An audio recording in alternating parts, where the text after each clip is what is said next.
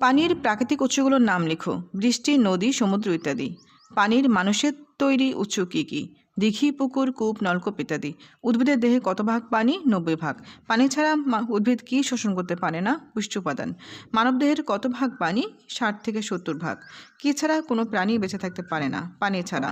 খাদ্য পরিপাকের জন্য কী সাহায্য করে? পানি। শিশির কাকে বলে? রাতে ঘাস, গাছপালা ইত্যাদির উপর যে বিন্দু বিন্দু পানি জমে তাকে শিশির বলে। ঘনীভবন কাকে বলে? বাতাসে জলীয় বাষ্প ঠান্ডা হয়ে পানিতে পরিণত হয়, বাষ্প থেকে তরলে পরিণত হওয়াকে ঘনীভবন বলে। বাষ্পীভবন কাকে বলে? তরল থেকে বাষ্পে পরিণত হওয়ার প্রক্রিয়াই হচ্ছে বাষ্পীভবন। পানির কয়টি অবস্থা ও কী কী? পানির 3টি অবস্থা: বরফ বা কঠিন, পানি বা তরল, জলীয় বাষ্প বা বায়বীয়। পানিচক্র কী? যে প্রক্রিয়ায় পানি বিভিন্ন অবস্থায় পরিবর্তিত হয়ে ভূপৃষ্ঠ ও বায়ুমণ্ডলে সর্বত্র ছড়িয়ে পড়ে তাই পানিচক্র। পানি কিভাবে দূষিত হয়? প্রাকৃতিক পানিতে বিভিন্ন ক্ষতিকর পদার্থ মিশে পানি দূষিত হয়। নিরাপদ পানি কেন প্রয়োজন? সুস্থ থাকার জন্য উদ্ভিদ, প্রাণী ও মানুষের নিরাপদ পানি প্রয়োজন।